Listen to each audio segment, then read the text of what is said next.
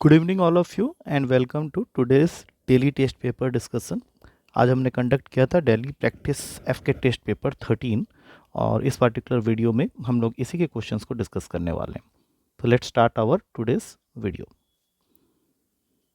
आज के पेपर का जो सबसे पहला क्वेश्चन था वो रेट ऑफ इन्फ्लेशन का है। इसमें दिया जा रहा है कि there is an article which cost ₹50 presently and the rate of inflation is 300%। So what will be the cost of this article after 2 years। तो बहुत ही बेसिक सा क्वेश्चन है। यहाँ पे तुम अमाउंट का फॉर्मूला भी लगा सकते हो, a is equals to p into 1+r/100 to the power of n, where this a is the final cost of the article after 2 years। Present cost को p मानते हुए 50 लिख देते हैं। रेट ऑन इन्फ्लेशन 300 का है तो 300/100 और पूछा 2 साल के बाद है। तो यहाँ से 50, ये इसको काट देगा 3 में, तो 1+3 हो गया 4, 4 का स्क्वायर होता है 16।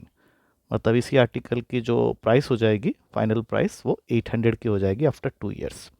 सो करेक्ट आंसर इज सी। अगला क्वेश्चन प्रॉफिट एंड लॉस का, जिसका शॉर्टकट मैंने दिया हुआ है कि अगर तुम्हारा शॉपकीपर डिसऑनेस्ट है and he is using a false weight instead of 1 kg, तो परसेंटेज गेन जो उसको मिलेगा उसको निकालने का फॉर्मूला होता है error upon true value minus error into 100%। तो एरर का मतलब है कि अगर उसको 900 ग्राम का वेट यूज़ करना है in place of 1 kg, that means 1000 ग्राम की जगह वो 900 ग्राम का वेट यूज़ कर रहा है, तो जो एरर होगा वो 100 ग्राम का होगा।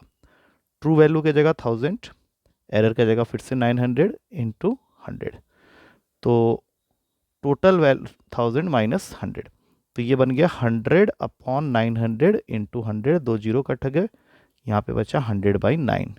तो 100/9 यहाँ पे अवेलेबल है परसेंट, या फिर इसको हम लोग लिख सकते थे 11/9%।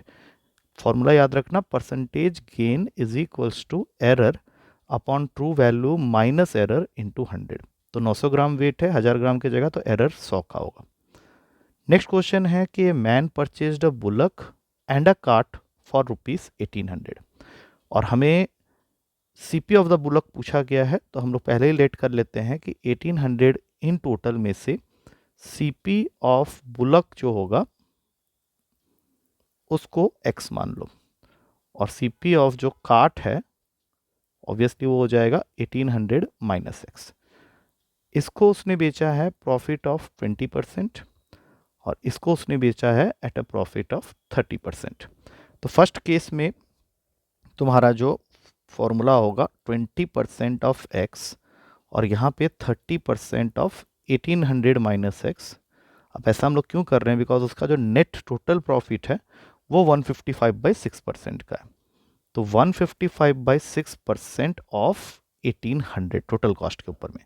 अब अगर तुम इसको सॉल्व करते हो, जैसे यहाँ से हो गया x/5, ये हो जाएगा 3/10 इंटू 1800 माइनस एक्स, 155/600 इंटू 1800। थोड़ा सा सॉल्व करने की ज़रूरत है। 3/10 1800 से मल्टीप्लाई होगा तो एक जीरो कट जाएगा, 540 माइनस 3x/10 और ये कट के 3 हो गया, तो ये आ रहा है तुम्हारा 465।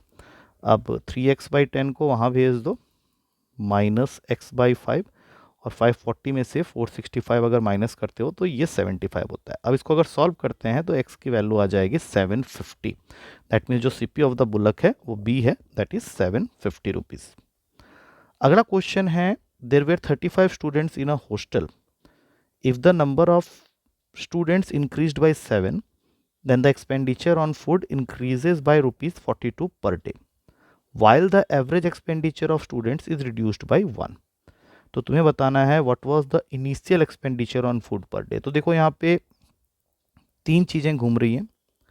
एक है expenses of the mess, mess में खाने पे कितना खर्चा होगा, दैट डिपेंड्स ऑन 2 थिंग्स। सबसे पहले तो कितने नंबर ऑफ स्टूडेंट्स वहाँ रहते हैं, और एवरेज एक्सपेंडिचर मतलब एक के ऊपर में हम कितना खर्च कर रहे हैं खाने के ऊपर, एवरेज एक्सपेंडिचर पर head. Now that is the formula for expenses of the mess. तो क्वेश्चन स्टार्ट होता है, इनिशियली सपोज यहाँ पे क्वेश्चन में दिया हुआ है कि 35 स्टूडेंट्स रहते थे और हर किसी के ऊपर में सपोज कर लेते हैं कि एक्स रुपीज़ खर्च होता था, एवरेज एक्सपेंडिचर पर हेड एक्स रुपीज़ था, तो initial expenditure on food is 35x। अब बाद में क्वेश्चन ये कह रहा है कि 7 और बच्चे आ गए, मतलब यहाँ पे 42 हो गए, और एवरेज एक्सपेंडिचर पर हेड जो कि एक्स था वो रिड्यूस हो गया बाय 1। तो ये तुम्हारा न्यू एक्सपेंडिचर है आफ्टर ज्वाइनिंग 7 स्टूडेंट्स। तो क्वेश्चन ये भी कह रहा है कि इससे एक्सपेंडिचर ऑफ फूड या expenses of the mess is increased by ₹42 per day. मतलब 80 क्यू अकॉर्डिंग टू क्वेश्चन ये जो न्यू एक्सपेंडिचर है वो ज़्यादा है as compare to your initial expenditure by 42। अब इसको सॉल्व करते हैं। तो इसको जब हम लोग सॉल्व कर रहे हैं तो यहाँ से आ रहा है 7x is equals to 84, x की वैल्यू आ गई 12। अब हमें क्या करना है, इनिशियल एक्सपेंडिचर निकालना है, तो इस 12 को उठा के यहाँ पुट कर दो, तो आंसर हो गया 35 इंटू 12 दैट इज 420, जो कि अवेलेबल है हमारे सी ऑप्शन में। अगला क्वेश्चन है, there were 24 students in a class. तो इनके एवरेज को अगर मैं x मान लूँ तो sum total of these 24 students age is 24x पर। अब इनमें से एक बच्चा था, one of them who was 18 years old left the class, तो इसको मैंने माइनस कर दिया और इसकी जगह में एक नया स्टूडेंट आ गया। सपोज कर लेते हैं कि वो न्यू कमर की एज है ए। तो टोटल नंबर ऑफ स्टूडेंट्स अभी भी वही रहे, लेकिन इस प्रोसेस में जो तुम्हारा एवरेज एज था एक्स बार वो एक महीना कम हो गया। अब यहाँ पे एक महीना को साल में कन्वर्ट करना पड़ेगा, इसलिए मैं 1/12 से एक्स बार को माइनस कर रहा हूँ। और हमें बताना है कि ये जो न्यू कमर है उसकी एज क्या है, तो क्रॉस मल्टीप्लाई कर दो, 24x पर -2। अब ये दोनों गए, ए की वैल्यू आ गई -12 + 18, दैट इज जो न्यू कमर है उसकी एज है 16 year. C is the correct answer. अगला क्वेश्चन बहुत सिंपल है, find two natural number whose sum is 85 and LCM is 102। 3055 का सम 85 है, 1768 का 85 है, लेकिन ये गलत है, इन दोनों में से देखना पड़ेगा। अगर मैं इसका एलसीएम लेता हूँ तो 5 के टेबल में ये हो जाता है 611, तीनों को मल्टीप्लाई करने पे एलसीएम जो आ रहा है वो 102 तो नहीं आ रहा है, 330 आ रहा है, तो ये तो गया। 1768 का 17 से ही कट कर दो, 14 आ रहा है, तो एलसीएम क्या हो गया, 68 आ गया, सो गया, ये भी गया। 5134 बिल्कुल सही होगा, 17 के टेबल में गया, 3 और 2 मल्टीप्लाई करो, 17 इंटू 3 इंटू 2 102 आ रहा है, बिल्कुल सही है, D is the correct answer. यहाँ पे करेक्शन है, in a fort there was sufficient food for 200 soldiers for 31 days, ये पहले लिख लो। तो फॉर्मूला रीइंफोर्समेंट और डिप्लीशन का है, यहाँ पे डिप्लीशन का केस है क्योंकि इनिशियली 200 सोल्जर्स 31 डेज तक खाना खा सकते थे, बट आफ्टर 27 डेज, मतलब 200 सोल्जर्स 27 डेज तक तो खाना खाते रहे, उसके बाद 120 सोल्जर्स लेफ्ट द फोर्ट, मतलब 200 में से 120 चले गए, मतलब 80 बच गए, तो खाना अब कितने दिन तक लास्ट करेगा। तो 31 - 27, इस टर्म को पूरा का पूरा मैं यहाँ ले गया और यहाँ पे 80D, तो यहाँ पे बचा 200 into 4 upon 80 equals to D. D क्या है कि how many extra days the food will now run. तो अब तुम यहाँ से देख सकते हो, सब कुछ काट कूट के आंसर आएगा 10 डेज। 8000 अपॉन 80 करेंगे, 8 डेज तुम्हारा आंसर हो जाएगा। एक एक जीरो कट कर लो। अगला क्वेश्चन है, एक नंबर है जिसमें तुमने पहले 10 ऐड किया, फिर इस सम को 7 से मल्टीप्लाई किया, फिर प्रोडक्ट को 5 से डिवाइड किया, and then 5 is subtracted from the quotient, और इस पूरे प्रोसेस में जो आंसर आया है दैट इज हाफ ऑफ 88, मतलब 44।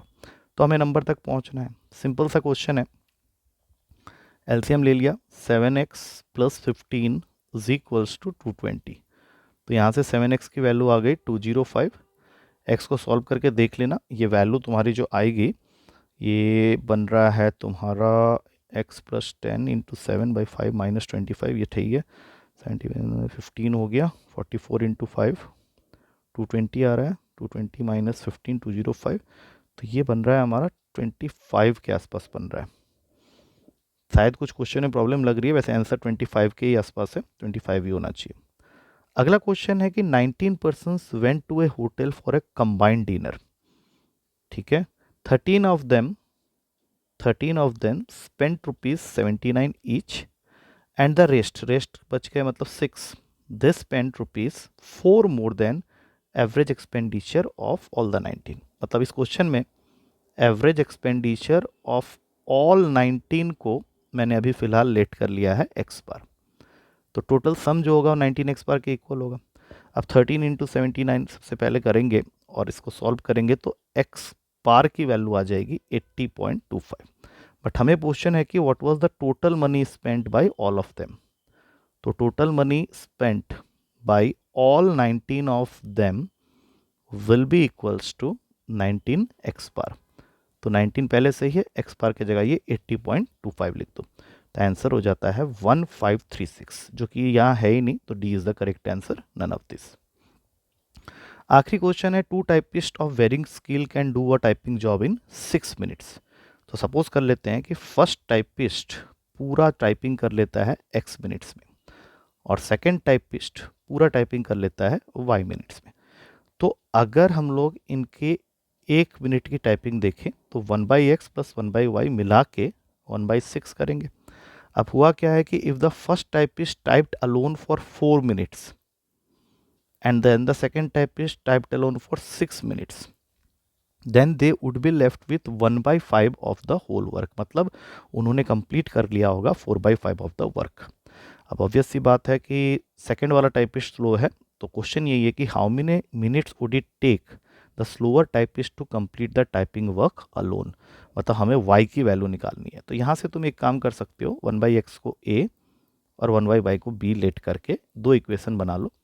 a/b इक्वल्स टू 1/6 और यहाँ पे 4a plus 6b is equals to 4/5। तो ये हो गया 6a plus 6b equals to 1 और ये बन जाएगा 20a plus 30b is equals to 4। अब अगर तुम इसको सॉल्व करते हो तो यहाँ से b की वैल्यू आ जाएगी 1/15। दैट मीन्स लोअर टाइपिस्ट को लग जाएगा 15 minutes to complete the whole job alone. So correct answer is B. तो I think with this we come to the end of the discussion of this particular paper. एक question है जो 8th वाला, उसमें थोड़ा सा मुझे दिक्कत लग रहा है, but any how go through with the solution of all these questions and still if you feel any difficulty you can ask me in the class। कल मिलते हैं नेक्स्ट पेपर के डिस्कशन के साथ। कल वैसे भी तुम्हारा वीकली पेपर है, so will meet you there. तो अच्छे से प्रिपेयर करो, percentage is the topic which you have to encounter, तो अच्छे से पढ़ के आना।